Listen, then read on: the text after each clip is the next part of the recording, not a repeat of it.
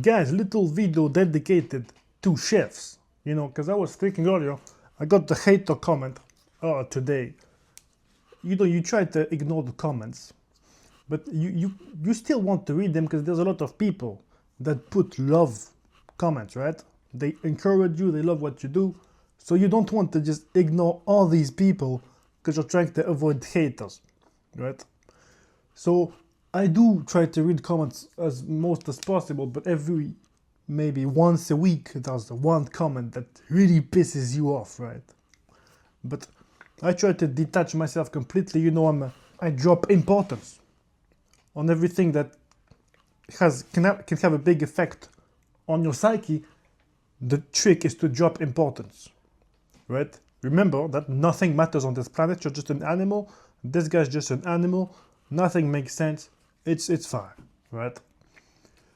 Anyway, if you don't know me, if you just found this video on YouTube, I am a chef on Instagram. I have a cooking account with 147,000 followers, which I grew in less than a year. I'm going pretty viral.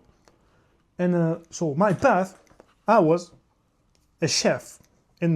So when I say chef, I was first a line cook, then demi-chef de partie, right? And I went from just cooking school, which was Le Cordon Bleu, a pretty expensive school. But I'm actually glad I went there because compared to other average cooking schools, in this school there was actual chefs that went in Michelin places, Michelin restaurants. There were meilleurs ouvriers de France. I don't know if you know about this, if you're an English-speaking person, but you know there's chefs with a collar that's blue, white, red. You know, they have the French flag around their neck. So sometimes you see Italian flags, all this bullshit. When it's other countries, it doesn't mean shit. Only France has this thing, you know, it's an official thing that once you get the jacket with the with the flag of France, you are one of France's best craftsmen. It's a title that you have to fucking get to win. It takes a lot of work. And only really having 3 Michelin stars in France is one thing, but having the meilleur ouvrier de France jacket is another thing. You know, you can say they have the same level. Or you can even argue that the meilleur ouvrier de France, which you could call MOF, you could argue they have a better level. And their level is more than enough to get 3-star Michelin chefs. Now, it doesn't mean that you're going to get 3-star Michelin chefs, because I know chefs with this title, the MOF title, that don't have 3-star Michelin, 3 stars in their restaurants, right? But that's fine. Anyway, in this school, there was a lot of Michelin people, and there was a few meilleurs ouvriers de France, MOF people, some of the best craftsmen. So I learned a lot compared to an average school, you know. They tell you that for jobs like this, manual jobs where you use your hands, you can just go to the average school in France where you learn the craftsman jobs like this, which is CAP in French, the hand labor jobs basically. And the thing is, if I was in an average school, I was working, you know, in restaurants. I've been around people who were in normal schools, and I could tell that they've been taught by some retard, you know. I had techniques learned from some of the best chefs in the world already in this school, which was great, you know. I don't say that every person that gets out of this school is a genius, super good, blah, blah, blah, but they learned the right techniques, you know. So I went in other hotels, 5-star hotels, even Michelin places, and realized I had knowledge that they didn't have. Some people, you know, some people get into Michelin places, but they have a background of starting from the bottom, you know. And these people, they might not have learned the best fucking knowledge from the ground up, you know. You just learn on the field, on the battle, you know. The kitchen is kind of a battlefield on which you learn from failing and from fucking up very hard, right? So, I'm yapping too much. I need to end this fucking school talk. This was my school. Then I went to a first Michelin place to do my internship, where I learned. So my first real work experience was in this Michelin place, which was crazy, in Gilles Goujon's restaurant, which is the second best chef in the world in 2019. He has a second restaurant, which is 1-star Michelin, in which I was, but the level is the same as his 3-star Michelin chef restaurant, you know? 3-star Michelin restaurant, sorry. And the thing is, It was new, and the team was new, and the team was it's in my hometown, this restaurant. It was only fucking kids. I was 21, I think. And around, I was the oldest one in the fucking kitchen. There was the chef who was older, but I was 21, and there was 20 and 18 and 17 and 16-year-old people in the kitchen, which we were fucking kids, right? Super young fucking team, and we still maintained the Michelin star like this because it was the craziest rhythm in the world, right? Working 16 hours a day. It was literally a minimum of 14 hours a day. A minimum of 14 hours a day from 8 a.m. to 11 midnight, depending on how busy it is. Sometimes you start at 7 because we're late on the schedule, and you go to home at 3 a.m. So you've been in the fucking restaurant for 21 hours. It happens. It happens, right? I'm not saying you have to sue the chef for over abusing his workers and shit. It's in the past, you know, it's forgiven. But we were fucking kids without experience, except we were learning from the highest level of gastronomy in this establishment, working huge hours. And so that was crazy, right? So I had worked in some little Paris restaurants for a few like evenings, weekends to get some extra money, right? So, which was fine experiences, but this one, my first internship in this Michelin place, was crazy. I think even afterwards, when I left, I never worked harder than in this internship. It was my first Michelin experience, and it was the hardest experience I've ever fucking had. And it was with people younger than me, who had to go through the same shit, even younger than me, which was crazy. But anyway, that's not the topic of this video. What I want to talk about is, during those crazy experiences, right? I've seen a lot of different kinds of people, not only in this place, but afterwards I was first in this Michelin place, then in 5-star hotels, right? Actually, in this first one, I didn't see anyone that was out of shape. We were working so much. It was not possible to not be fit, all right? But afterwards, actually in Paris, there's laws about work, right? And the laws are much more respected because there's much more control, you know, much more people from the government that come to check if the laws are respected in workplaces. So the rhythm in 5-star hotels is much easier. It's still very hard and super high level of gastronomy. So they have high expectations, and you work still more than many other fields, right? In kitchens, in the whole hotel, the chefs are definitely those who work the most. They work so many more hours. Even though it's not allowed, there's always some extra hours that you have to do because everyone's fucked. So I've definitely noticed that in the kitchens in Paris, and I'm talking every restaurant that supposedly is prestigious, right? There's going to be people that are super cocky about their situation, right? And in every kitchen, it's the same. Chefs and cooks and demi-chef de partie, everyone thinks they're fucking soldiers, fucking warriors for being in the kitchen, right? And they'll talk to you like they're a tough guy and you're just some lazy piece of shit. You don't know what you're talking about. You haven't lived real work. You don't know what it is, right? People talk to you as if you don't know, right? And in fact, I knew worse than them because I was actually at the second best chef in the world's restaurant who had maybe the craziest work ethic in the world. I think it might be the craziest place to work, his 3-star Michelin restaurant, because I've heard that they work 7 days a week, sometimes in the other one. I was in the one where there was actually a weekend. So we had Sunday and Monday off, so I could rest, right? But I was still pulling 16 hours on the regular basis, sometimes 18 hours, sometimes this kind of crazy shit. And later you find people who, because they have a rank of being a chef de partie or a sous chef, you know, in some prestigious place, then they tell you that you know nothing, you're a piece of shit, you're such a lazy fuck. There are also always people that will talk to you like you're a piece of shit in those places, right? It's always the hierarchy of kitchens spitting downwards, you know? I've never seen it, that it's actually everyone respects themselves in the kitchen. That's not how it happens. The one above spits on the one underneath. It's very often the case. So I've seen it, that people have super high egos in the kitchen.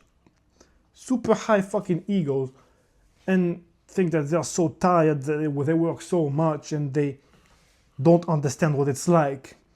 And one thing I've done, so actually it's very interesting. The moment I got into working in kitchens, at school I was getting fat because I learned about a cookie recipe in a restaurant I was working at on the evenings to get some extra money.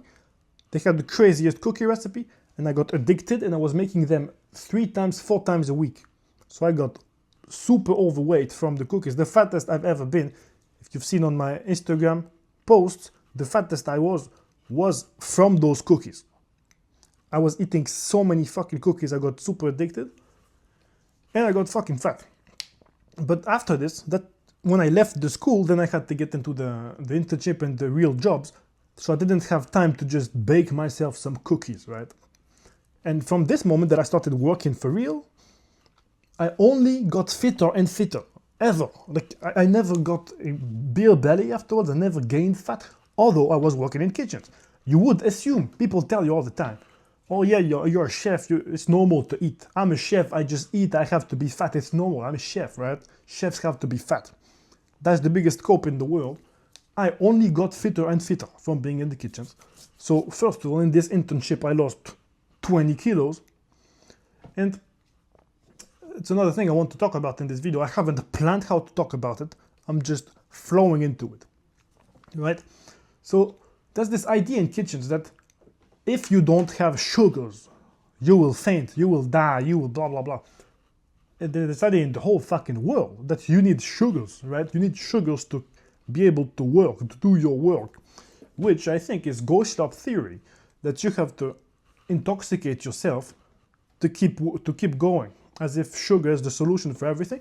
But I don't know if you know, but the most efficient source of energy you can have is your brown fat cells, so your deep fat, which you only burn when you're in ketosis. Do you know what ketosis is?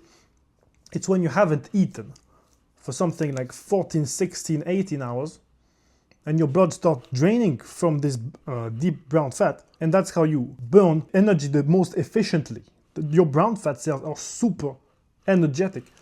When you see a lion going for a hunt, the lion is not fat. Animals are not fat, you can see it. So how do they get the energy for hunting if they don't have excess energy? And they don't eat sugars, by the way. They eat animals, so there's fats on the animals. There's a little bit of brown fat on you, because brown fat is the emergency fat that you have on you. You always have some, right?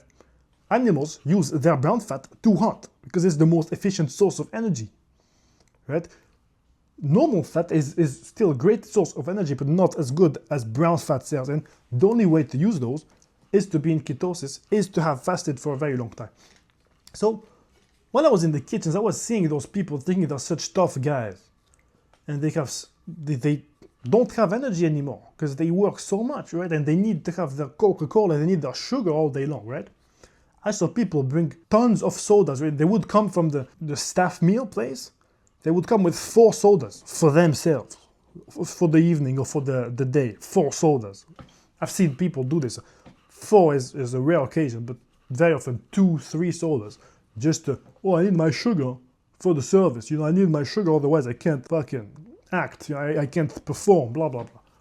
So there's this fucking lie going around, which is, by the way, the same lie that's making people have cholesterol issues, that's making people have diabetes issues, that's making people have heart attacks early, you know? If you spike your blood sugar all day long, all the fucking time, because, oh, I need sugar, and my job actually requires me to have a lot of energy, so I have to have this sugar.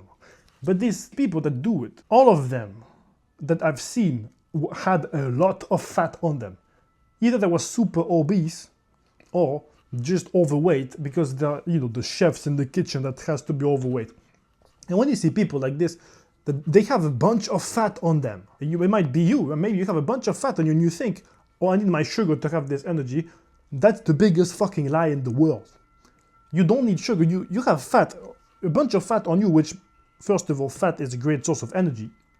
It's much more efficient than sugar, because the thing with sugar, the reason why you take 3 sodas is because, can you hear the fucking fireman? I hope they don't fuck up the video. Did it change anything? Anyway, the reason why you see people take 3 sodas in the kitchen to be able to go throughout the day, end the day and have a successful service, is because if they only have one, they have the crush afterwards. They know that the crush is going to come. Maybe they don't know that it's coming, but they think that once the energy of the Coke, for example, is gone, now they're back at their normal energy level, which is fucking exhausted. Which is not the case. You just have the crash after the insulin spike. And once you're down like this, it's very often the case that you want to take another soda because you think that if you don't, you will stay at this low, which is not the case. The thing that if you take more sugar at this crash, you're fucking up your insulin sensitivity like crazy, right? You're making yourself addicted to sugar, and every time that you have a crash, you feed more sugar into the system, which fucks up your insulin sensitivity and makes you require more and more sugar every time, right? And you're most likely gonna get some diabetes issue from this, or just clog your arteries with it. Because when your liver has to process too much sugar, your liver gets inflamed. You get inflammation of not only the liver, by the way, also your nervous system, which is where you get the brain fog and you feel like shit, right? But I'm talking mostly about here the cholesterol issue that you get later. Once your liver is inflamed, you lose the capacity to process cholesterol properly. And then that's when you have the issue of having your arteries getting clogged by calcium deposit, because you can't process cholesterol anymore. Sugar is a serious fucking poison. And it was ridiculous when I was in the kitchen seeing these people saying, oh, I need my sugar. And you know what I was doing? I was drinking fucking water. Sometimes protein shakes in the kitchen. But protein shakes was towards the end of this specific hotel. And my last 2 months in this hotel, I was taking protein shakes because I was a big gym bro at this time. But before that even, I was still getting fitter and fitter over time. Although I was drinking fucking water, only water. And the thing is, because I wasn't stuffing myself with sugar, in kitchens like this, where you have a deep rhythm of work, where you're very active, if you don't have sugar to burn, you will burn fat. So, which is what was happening with me. I was getting fitter and fitter. I'll try to post the pictures here on the side of how I was while I was in the kitchen and how my physique improved. And it was because as I was in the kitchens, I was working crazy like everyone else. Like they thought they had it hard. I was working the same as them. And in fact, I was alone on my station. I was at the vegetables, the side dishes, the fries and shit, which, I told you about. I've mentioned before that the reason I decided to quit this industry and get into wellness is because I was doing so many fries. And I could see this cedar being disgustingly brown and still having to feed people fries from this shit because it still was within the legal amount of, using oil, right, to serve food for clients. Anyway, so people around me thought they had it hard, although they had one station controlled by 2 or 3 people, and they thought they needed their sugar, and they were taking all these sodas and these beers and stuff like this. And during those few months that I was there, in the locker rooms, every day we came in and we changed before working, and people would see me improve my physique over time as they were going downhill, getting fat. I'm not trying to hate on them, I'm just giving a subjective observation, I was doing it my way of, the first way is the sinful way of gluttony. You try to hide your addiction through the fact that you need it. It's for energy, you need it. It's gluttony. Well, on my end, I was choosing the hard path. I was actually choosing discipline. I was trying to improve my life. I was trying to do the hard thing and doing it by discipline without taking sugar and all this shit and locking in, working out at home and all this shit. So over my months working over there, during my first 3 to 6 months, I was not necessarily fit. And then towards the next 6 months, I was getting fitter and fitter. And in the locker room, people would tell me, "There, Mr. Six-Pack, oh, Mr. Six-Pack, oh, Mr.'s getting fit." And I got from like a skinny nothing, skinny little asshole, to a clear 6-pack. I was fit. I was still skinny to my standards today. I was very skinny. But I had a 6-pack for the first time in my life. I got it in the kitchen, in the 5-star hotel kitchen, where I was with those people who thought I need sugar, I need sodas to run, to be able to do my service. I was getting my 6-pack at the same time, in those fucking same kitchen as them, in front of their eyes, right? And people asked me that, "So What am I doing wrong? What is it that I should be doing? Blah, blah, blah. So I'm gonna tell you right now. If you go around the kitchen thinking that you need sugar, you need to be eating more, you need to stuff yourself with more energy, but you're not absolutely skinny, then you're lying to yourself. As long as you have fat on your body, you have the best source of energy available on you. The reason why you want those sodas is because you're addicted. Now, also very important, if you're going to start the day by a sweet breakfast, now you've activated the insulin game. You're going to have the crash in an hour. You're going to feel like shit and be exhausted and think, I need more sugar. What you need to do to not have this issue as a chef in the kitchen, or any job that requires a lot of energy, or physical energy, is you can't start the day with sugar or carbs, right?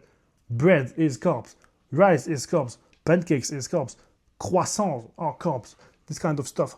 All those forms of sugars, you can't have them for breakfast. You can't start the day with them.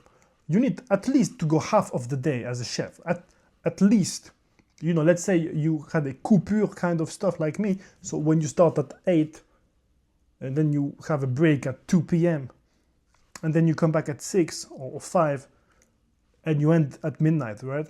If you have a long day like this, you need to go from 8 a.m. to the end of the first service without sugars.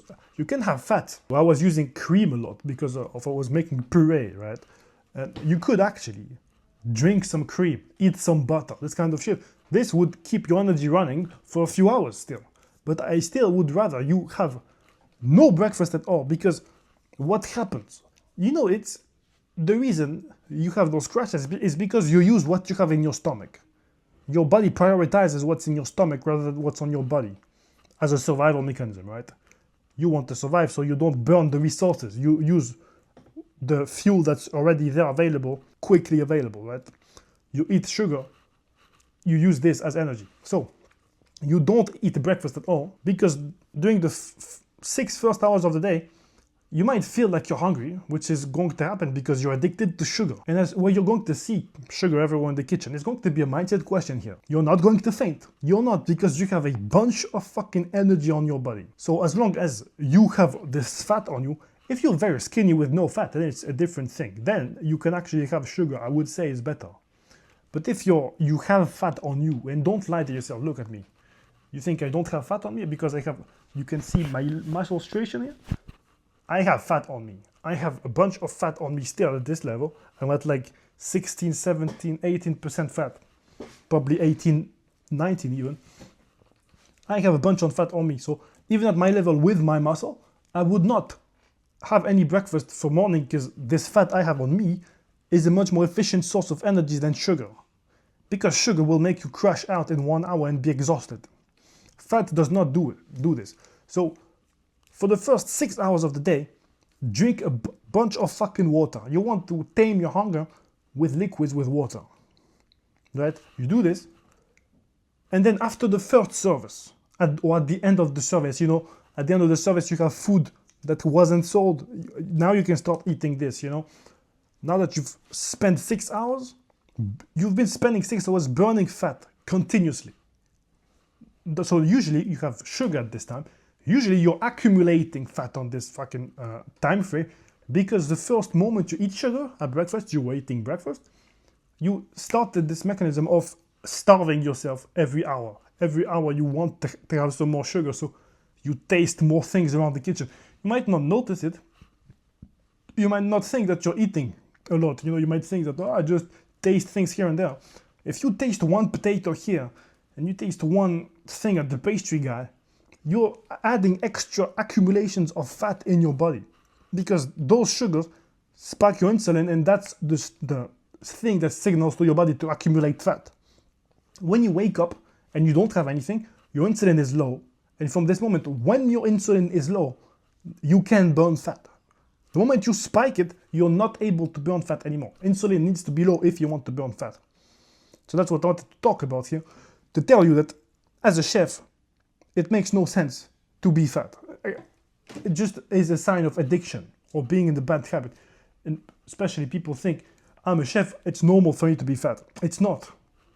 If you think this, it means you have accepted that you're a loser. You have accepted that you are due, you are owned, not owned, but you deserve this life of being fat. I decided, why should I be fat as a chef, right? Why should I be fat? I can be the sexy guy that cooks and that has a six-pack that girls love. That's what I tried to become. And then I got a six-pack and I was cooking. And it doesn't make my cooking worse. It actually makes it better. Because now my cooking is delicious and doesn't make you fat, but also the thing that makes you fat is mostly the way you play around with your day. You can't have so much fucking sugar for breakfast. Don't do this. And another thing I wanted to mention here is, now I'm not trying to sound like I'm trying to sell you something, right?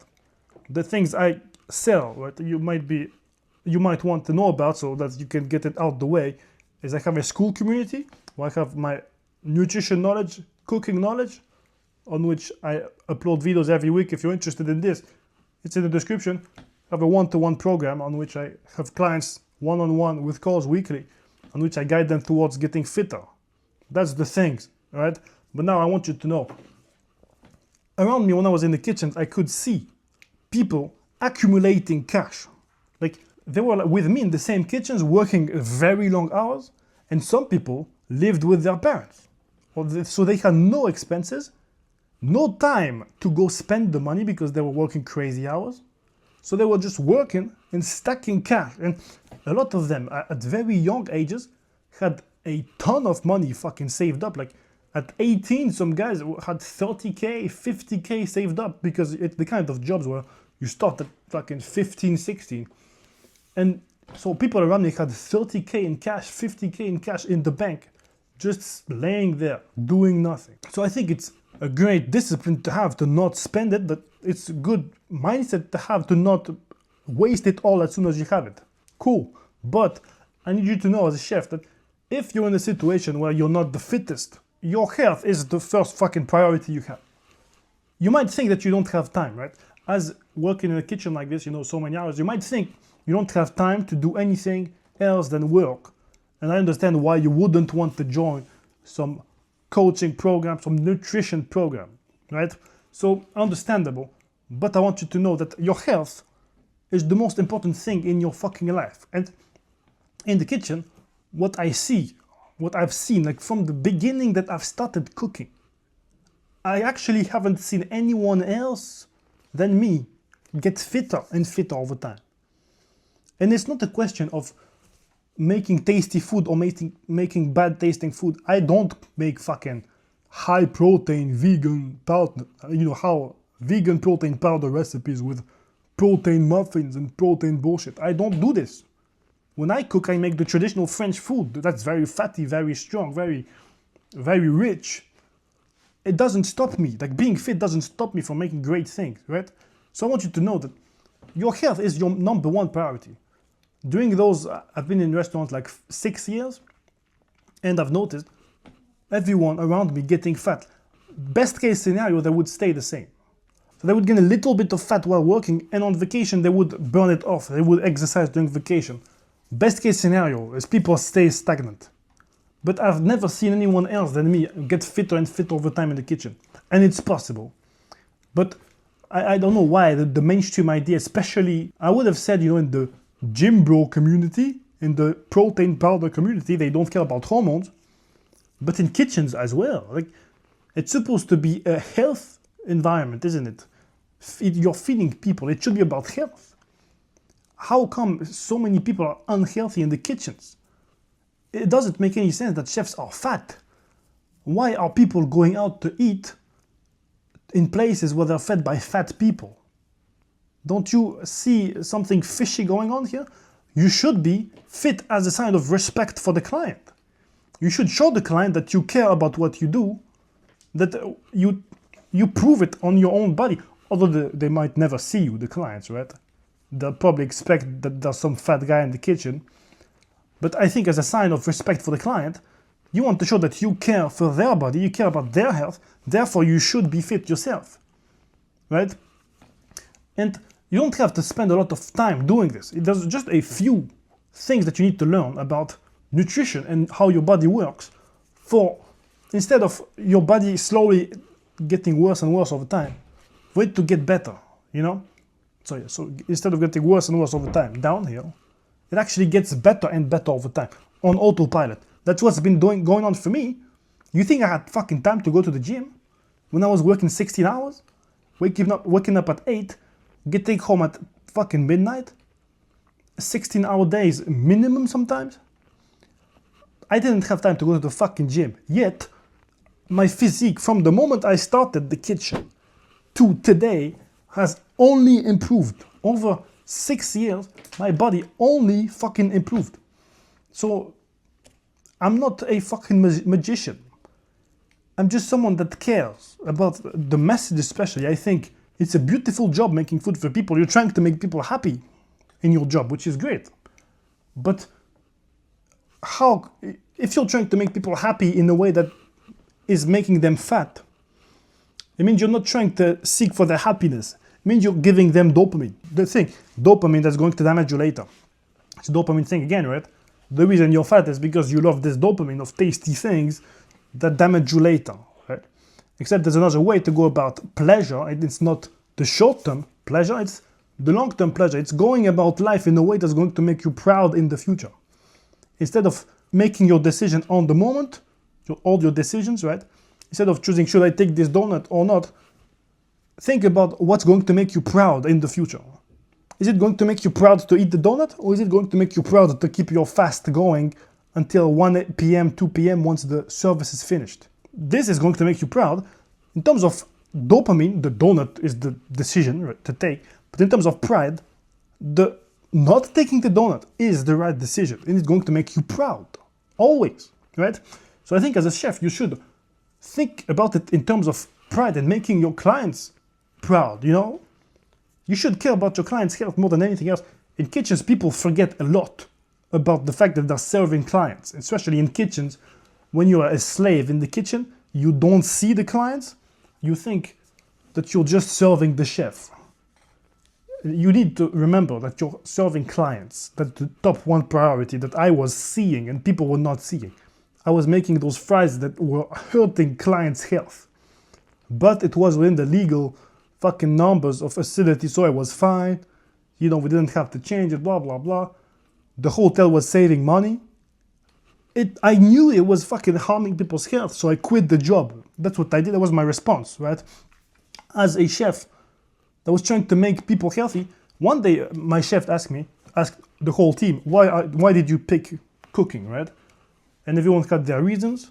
And I said, because I care about health. I care about like making people feel better, you know?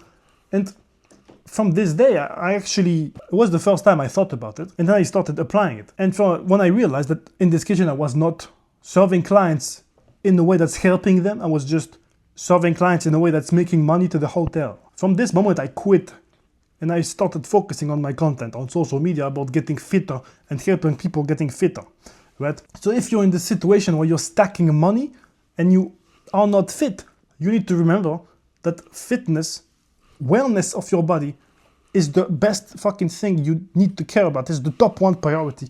Stacking money is not a priority. And working for a company that's making money off of your back is not a priority. If you're a chef, you're probably paid a very low salary. Not chef, but you know, a line cook or a cook in the kitchen. You're probably paid very fucking low for the work that you produce. And the boss is making 5 times, 6 times your salary or something, right?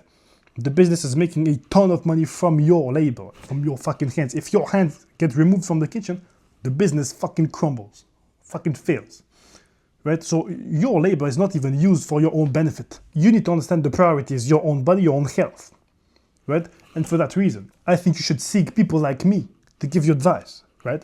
I'm talking about the case of my one-to-one program here. If you're interested in learning directly from me on one-to-one calls weekly, just you and me, where I give you exact tips on what to do with your specific schedule, because it's very different. I was sometimes working night shift and 3 in the morning, which is a different lifestyle.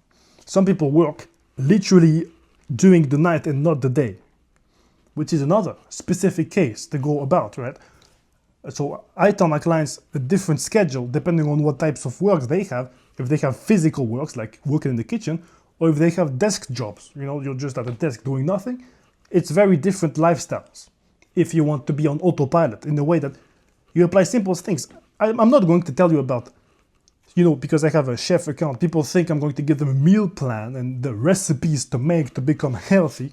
That's not what it is. I'm going to replan your day, teach you about how to go about life in a way that's going to put you on autopilot. If it's not autopilot, if you have to put a crazy amount of effort every day. Autopilot means there's no effort. So the thing is, I want to make your life easier. I want to remove things from your life, remove complication, right?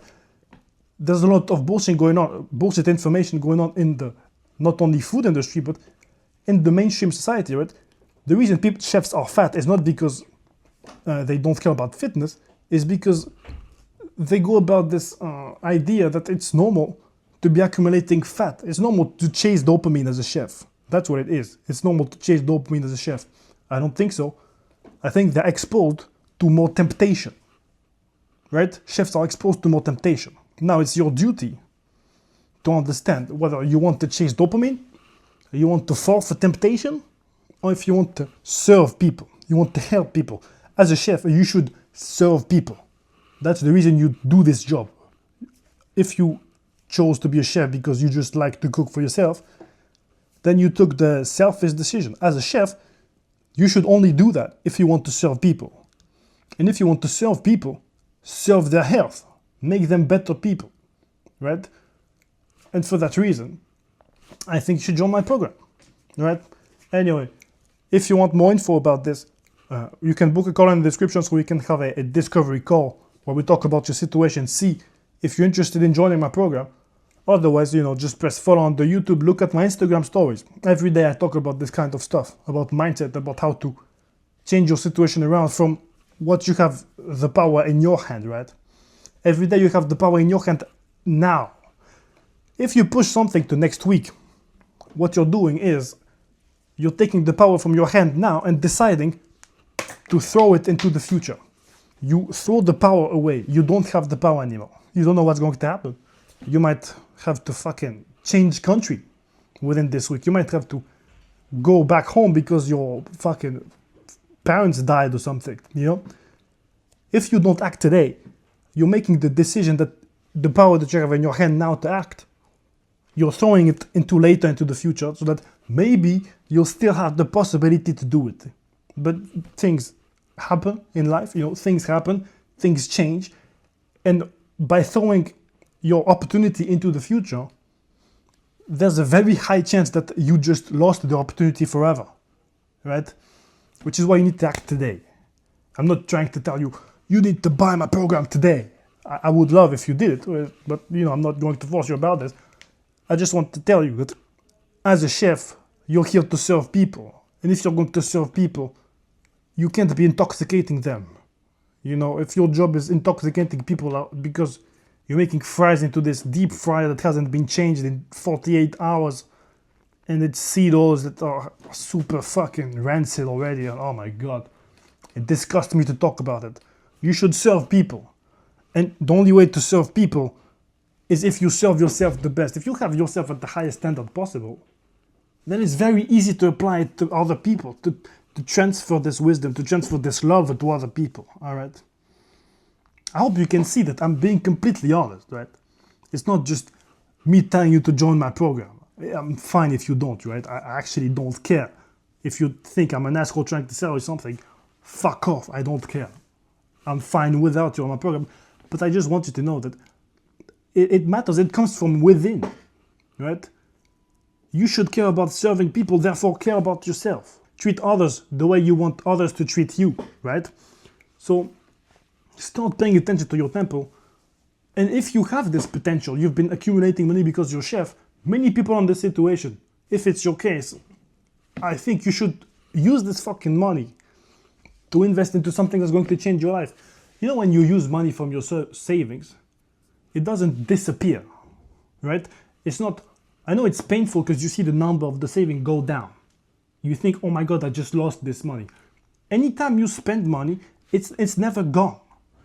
Anytime you spend money to do something in your life, you're gaining something in return, right? You're changing the standard of your life for a number on the scale, right? Let's say you spend €1,000 on new clothes. Cool. Now, you have 1,000 less euros, which might be make you anxious, but you go about life, you look better. People look at you with more appreciation. Now you have a different presence in the world. You have a different appearance. People like to look at you more. So you lost 1,000, but you became something that's making other people appreciate life better. You see? You spending money is never going to hurt you, as long as it's spent wisely, right? If you're going to spend it on drugs, then fuck you, you know? But if you're going to spend your money into things that will improve your life, it's never lost. It's just going to take your life to the next level of standard, right? You have to improve the standards of your life over time. People tend to have their standards go down over time. That's being a loser. You want, as life goes on, to be raising your standard, right? Anyway, I'm done with the mindset lesson. This is the kind of stuff you find in my course, right? So if you want to learn more about this, either you join my Instagram, you look at my stories, because every day I talk a lot about this, or you join my program, all right?